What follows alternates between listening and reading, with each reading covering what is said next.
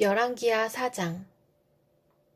예언자 수련생들의 아내 가운데서 남편을 잃은 어느 한 여인이 엘리사에게 부르짖으며 호소하였다. 예언자님의 종인 저의 남편이 죽었습니다. 예언자님께서도 아시다시피 그는 주님을 경외하는 사람이었습니다. 그런데 빚을 준 사람이 와서 저의 두 아들을 자기의 노예로 삼으려고 데려가려 합니다. 엘리사가 그 여인에게 말하였다. 내가 어떻게 하면 도움이 되겠는지 알려주시오. 집안에 무엇이 남아있소? 그 여인이 대답하였다. 집안에는 기름 한 병 말고는 아무것도 없습니다. 엘리사가 말하였다. 나가서 이웃 사람들에게 빈 그릇들을 빌려오시오. 되도록 많이 빌려와서 두 아들만 데리고 집으로 들어가 문을 닫고 그 그릇마다 모두 기름을 부어서 채워지는 대로 옆으로 옮겨 놓으시오. 그 여인은 엘리사 곁을 떠나 두 아들과 함께 집으로 들어가 문을 닫고 그 아들들이 가져온 그릇에 기름을 부었다. 그릇마다 가득 차자 그 여인은 아들들에게 물었다. 그릇이 더 없느냐? 아들들은 그릇이 이제 더 없다고 대답하였다. 그러자 기름은 더 이상 나오지 않았다. 여인은 하나님의 사람에게로 가서 이 사실을 알렸다. 하나님의 사람이 그에게 말하였다. 가서 그 기름을 팔아 빚을 갚고 그 나머지는 모자의 생활비로 쓰도록 하시오. 하루는 엘리사가 수넴 마을을 지나가게 되었는데 그곳에 한 부유한 여인이 있었다.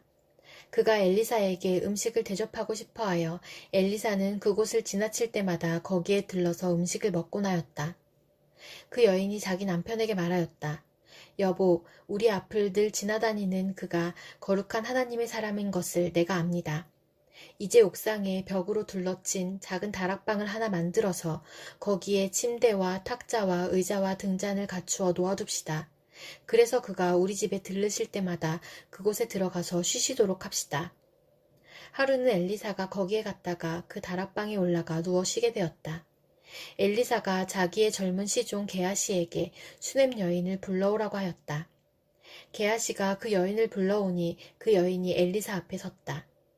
엘리사가 게하시에게 말하였다. 부인께 이렇게 여쭈어라. 부인, 우리를 돌보시느라 수고가 너무 많소. 내가 부인에게 무엇을 해드리면 좋겠소. 부인을 위하여 왕이나 군사령관에게 무엇을 좀 부탁해 드릴까요? 그러나 그 여인은 대답하였다. 저는 저의 백성과 한데 어울려 잘 지내고 있습니다. 엘리사가 게하시에게 물었다. 그러면 내가 이 부인에게 무엇을 해주면 좋을까? 게하시가 대답하였다. 생각나는 것이 있습니다. 이 부인에게는 아들이 없습니다. 그의 남편은 너무 늙었습니다. 엘리사는 게하시에게 그 여인을 다시 불러오게 하였다. 게하시가 그 여인을 부르니 그 여인이 문 안에 들어섰다. 엘리사가 말하였다. 내년 이맘때가 되면 부인께서는 품에 한 아들을 안고 있을 것이요. 여인이 대답하였다. 그런 말씀 마십시오, 예언자님. 하나님의 사람께서도 저 같은 사람에게 농담을 하시는 것입니까? 그러나 그 여인은 임신하였고 엘리사가 말한 대로 다음에 같은 때에 아들을 낳았다. 그 아이가 자랐는데 하루는 그 아이가 자기 아버지가 곡식 빼는 사람들과 함께 곡식을 거두고 있는 곳으로 나갔다. 갑자기 그 아이가 아이고 머리야, 아이고 머리야 하면서 아버지가 듣는 데서 비명을 질렀다. 그의 아버지는 함께 있는 젊은 일꾼더러 그 아이를 안아서 어머니에게 데려다 주라고 일렀다. 그 일꾼은 그 아이를 안아서 그의 어머니에게로 데리고 갔다. 그 아이는 점심때까지 어머니의 무릎에 누워있다가 마침내 죽고 말았다. 그러자 그 여인은 옥상으로 올라가서 하나님의 사람이 눕던 침대 위에 그 아들을 눕히고 문을 닫고 나왔다. 그리고 그 여인은 남편을 불러서 이렇게 말하였다. 일꾼 한 사람과 암나귀 한 마리를 나에게 보내주십시오. 내가 얼른 하나님의 사람에게 다녀오겠습니다. 남편이 말하였다. 왜 하필 오늘 그에게 가려고 하오? 오늘은 초하루도 아니고 안식일도 아니지 않소. 그러나 그의 아내는 걱정하지 말라고 대답하며 나귀의 안장을 지우고 일꾼에게 말하였다. 내가 말하기 전까지는 늦추지 말고 힘껏 달려가자. 이 여인은 곧 갈멜산에 있는 하나님의 사람에게 이르렀다. 때마침 하나님의 사람이 멀리서 그 여인을 보고 그의 시종 게하시아에게 말하였다. 저기 수넴 여인이 오고 있구나. 달려가서 맞아라. 부인께 인사를 하고 바깥 어른께서도 별거 없으신지 그리고 아이도 건강한지 물어보아라. 게하시가 달려가서 문안하자 그 여인은 모두 별거 없다고 대답하였다. 그런 다음에 곧 그 여인은 산에 있는 하나님의 사람에게로 가서 그의 발을 꼭 껴안았다. 게하시가 그 여인을 떼어놓으려고 다가갔으나 하나님의 사람이 말리면서 말하였다. 그대로 두어라. 부인의 마음속에 무엇인가 쓰라린 괴로움이 있는 것 같구나. 주님께서는 그가 겪은 고통을 나에게는 감추시고 알려주지 않으셨다. 여인이 엘리사에게 말하였다. 예언자님, 제가 언제 아들을 달라고 하였습니까? 저는 오히려 저 같은 사람에게 농담을 하지 마시라고 말씀드리지 않았습니까? 엘리사가 게하시에게 말하였다. 허리를 단단히 묶고 내 지팡이를 들고 가거라. 길을 가다가 어떤 사람을 만나도 인사를 해서는 안 된다. 인사를 받더라도 그에게 대꾸를 해서는 안 된다. 그리고 가거든 내 지팡이를 그 아이의 얼굴 위에 놓아라. 그러나 아이의 어머니는 말하였다. 주님의 살아계심과 예언자님의 목숨이 살아계심을 두고 맹세합니다. 저는 어떤 일이 있어도 예언자님을 떠나지 않겠습니다. 엘리사는 하는 수 없이 일어나서 그 부인을 따라 나섰다. 게하시가 그들보다 먼저 가서 그 아이의 얼굴에 지팡이를 올려놓아 보았으나 아무런 소리도 없었고 아무런 기척도 없었다. 게하시가 엘리사를 맞으려고 되돌아와서 그에게 말하였다. 아이가 깨어나지 않습니다. 엘리사가 집 안에 들어가서 보니 그 아이는 죽어 있었고 그 죽은 아이는 엘리사가 눕던 침대 위에 뉘어 있었다. 엘리사는 방 안으로 들어가서 문을 닫았다. 방 안에는 엘리사와 그 죽은 아이 둘뿐이었다.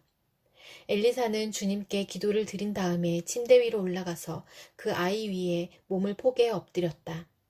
자기 입을 그 아이의 입 위에 두고 자기 눈을 그 아이의 눈 위에 두고 자기의 손을 그 아이의 손 위에 놓고 그 아이 위에 엎드리니 아이의 몸이 따뜻해지기 시작하는 것이 아닌가.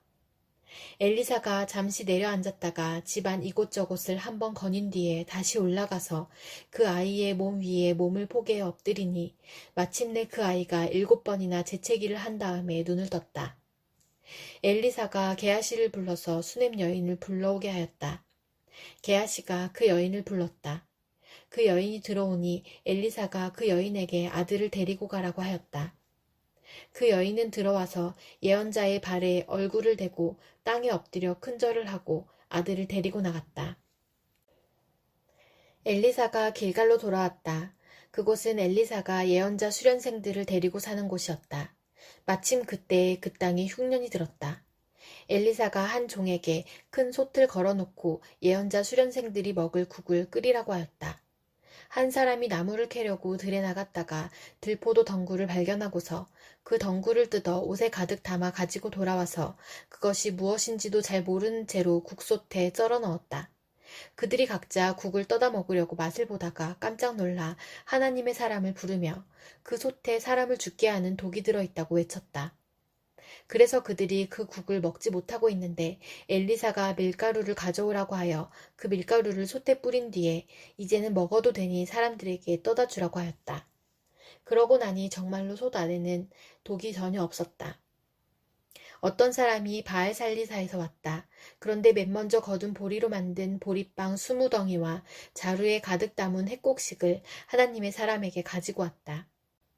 엘리사가 그것을 사람들에게 주어서 먹게 하라고 하였더니 그의 시종은 100여 명이나 되는 사람들 앞에 그것을 어떻게 내놓겠냐고 하였다. 그러나 엘리사가 말하였다. 사람들에게 주어서 먹게 하여라. 주님께서 말씀하시기를 먹고도 남을 것이라고 하셨다. 그리하여 그것을 100명이나 되는 사람들 앞에 내놓으니 주님의 말씀처럼 사람들이 배불리 먹고도 남았다. 디모데전서 1장.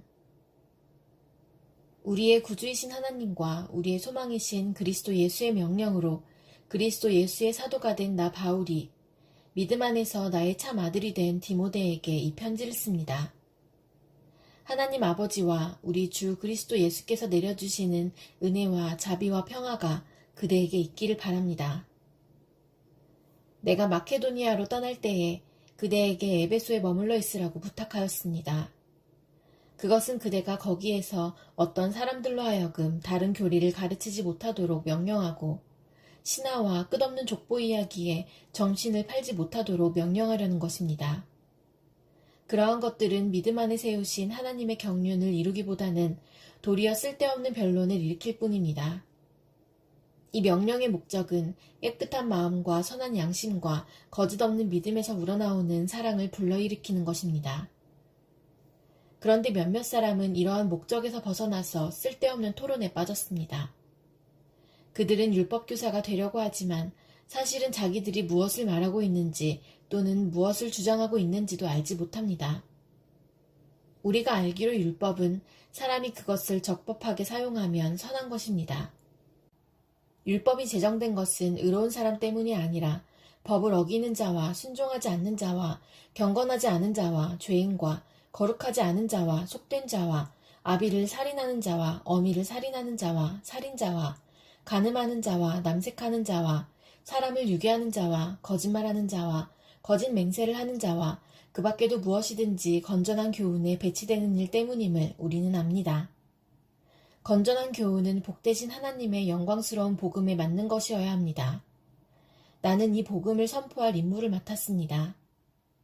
나는 나에게 능력을 주신 우리 주 그리스도 예수께 감사를 드립니다. 주님께서 나를 신실하게 여기셔서 나에게 이 직분을 맡겨주셨습니다. 내가 전에는 회방자요, 박해자요, 폭행자였습니다. 그러나 그러한 행동은 내가 믿지 않을 때에 알지 못하고 한 것이므로 하나님께서 나에게 자비를 베풀어 주셨습니다. 우리 주님께서 나에게 은혜를 넘치게 부어주셔서 그리스도 예수 안에서 얻는 믿음과 사랑을 누리게 하셨습니다. 그리스도 예수께서 죄인을 구원하시려고 세상에 오셨다고 하는 이 말씀은 믿음직하고 모든 사람이 받아들일 만한 말씀입니다. 나는 죄인의 우두머리입니다. 그러나 하나님께서는 나에게 자비를 베푸셨습니다. 그 뜻은 그리스도 예수께서 끝없이 참아주심의 한 사례를 먼저 나에게서 드러내 보이심으로써 앞으로 예수를 믿고 영생을 얻으려고 하는 사람들의 본보기로 삼으시려는 것입니다. 영원하신 왕, 곧 없어지지도 않고 보이지도 않는 오직 한 분이신 하나님께 존귀와 영광이 영원 무궁토록 있기를 빕니다. 아멘. 아들 된 디모데여, 이전에 그대에 관하여 내린 예언을 따라 내가 이 명령을 그대에게 내립니다. 그대는 그 예언대로 선한 싸움을 싸우고 믿음과 선한 양심을 가지십시오. 어떤 사람들은 선한 양심을 버리고 그 신앙생활에 파선을 당하였습니다. 그렇게 된 사람 가운데 두 사람이 바로 후메네오와 알렉산더입니다. 나는 그들을 사탄에게 넘겨주었습니다. 그것은 내가 그들을 응징해서 다시는 하나님을 모독하지 못하게 하려고 한 것이었습니다. 다니엘 8장. 벨사살이 왕위에 오른 지 3년이 되는 해에 나 다니엘은 처음 본 것에 이어 두 번째로 환상을 보았다. 환상 속에서 보니 나는 엘람 지방 수산성 을레 강가에 서 있었다. 내가 눈을 들어보니 순양 한 마리가 강가에 서 있는데 그 순양에게는 뿔이 둘이 있고 그 뿔이 둘 다 길었는데 한 뿔은 다른 뿔보다 더 길었다. 그 긴 것이 나중에 나온 것이다. 내가 보니 그 순양이 서쪽과 북쪽과 남쪽으로 들이받는데도 아무 짐승도 그 앞에서 대항하지 못했으며 그 손에서 구해낼 수 있는 이가 아무도 없었다. 그 순양은 자기 마음대로 하며 더욱 강해졌다. 이것이 무엇을 뜻하는지 알아보려고 생각에 잠겨 있을 때에 순념소 한 마리가 서쪽으로부터 올라와서 땅에 두루 다니는데 얼마나 빨리 달리는지 발이 땅에 닿지 않았다. 두 눈 사이에는 뿔 하나가 뚜렷이 보였다. 이 순념소가 두 뿔을 가진 순양, 곧 내가 강가에 서 있는 것을 본 그 순양에게 다가가서 성난 힘으로 달려들었다. 내가 보니 그 순념소가 순양에게 가까이 가서 몹시 성을 내며 그 순양을 쳐서 두 뿔을 부수어 버렸다. 그 순양은 순념소와 맞서서 싸울 힘이 없었다. 순념소가 순양을 땅에 집어던지고 짓밟았으나 그 손에서 순양을 구해낼 사람이 없었다. 순념소가 매우 강해지고 힘이 세어졌을 때에 그 큰 뿔이 부러지고 그 자리에 뚜렷하게 보이는 뿔 넷이 하늘 사방으로 뻗으면서 돋아났다. 그 가운데의 하나에서 또 다른 뿔 하나가 작게 돋기 시작하였으나 남쪽과 동쪽과 영광스러운 땅 쪽으로 크게 뻗어나갔다. 그것이 하늘 군대에 미칠 만큼 강해지더니 그 군대와 별 가운데서 몇을 땅에 떨어뜨리고 짓밟았다. 그것이 마치 하늘 군대를 주관하시는 분만큼이나 강해진 듯하더니 그분에게 매일 드리는 제사마저 없애버리고 그분의 성전도 파괴하였다. 반역 때문에 성도들의 군대와 매일 드리는 제사가 그 뿔에게로 넘어갔다. 그 뿔은 하는 일마다 형통하였고 진리는 땅에 떨어졌다. 내가 들으니 어떤 거룩한 천사가 말하는데 또 다른 거룩한 천사가 먼저 말한 그 거룩한 천사에게 물었다. 환상 속에서 본 이 일들이 언제까지나 계속될까? 언제까지나 계속해서 매일 드리는 제사가 폐지되고 파멸을 불러올 반역이 자행되고 성소를 빼앗기고 백성이 짓밟힐까? 다른 천사가 나에게 말하였다. 밤낮 2300일이 지나야 성소가 깨끗하게 될 것이다. 나 다니엘이 그 환상을 보고 그 뜻을 이해하려고 하는데 내 앞에 사람 모습을 한 것 같은 이가 서 있었다. 그때에 내가 을레 강의 두 언덕 사이에서 사람이 외치는 소리를 들었다. 가브리엘아, 이 사람에게 그 환상을 알려주어라. 그러자 그는 내가 서 있는 곳으로 가까이 왔는데 그가 올 때에 나는 무서워서 엎드렸다. 그가 나에게 말하였다. 이 사람아, 그 환상은 세상 끝에 관한 것임을 알아라. 그가 나에게 말할 때에 나는 얼굴을 땅에 대고 깊이 잠이 들었다. 그러나 그는 나를 어루만지면서 일으켜 세웠다. 그리고 그는 말하였다. 보아라, 하나님의 분노가 마지막 때에 어떻게 일어날 것인가를 내가 너에게 알려주겠다. 이 환상은 끝날의 정한 때에 일어날 일에 관한 것이다. 내가 본 순양의 두 뿔은 메대와 페르시아의 왕들이다. 그 순념소는 그리스 왕이고 눈 사이에 있던 큰 뿔은 그 첫째 왕이다. 그 뿔이 꺾이고 그 자리에서 생긴 내 뿔은 그 나라가 분열되어 일어날 내 나라다. 그 내 나라의 힘은 첫 번째 나라와 같지는 않을 것이다. 그들의 통치가 종말에 이를 때에, 그들의 죄악이 극도에 이를 때에 뻔뻔스런 임금, 흉계에 능숙한 임금이 일어날 것이다. 그는 힘이 점점 세어질 터인데 그 힘은 제 힘이 아니다. 그가 놀라운 힘으로 파괴하고 하는 일마다 형통하며 강한 사람과 거룩한 백성을 파멸시킬 것이다.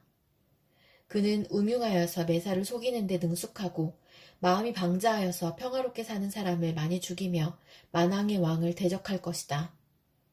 그러나 사람이 손을 대지 않아도 그는 끝내 망할 것이다. 내가 너에게 설명한 아침과 저녁 제사 환상은 반드시 이루어진다.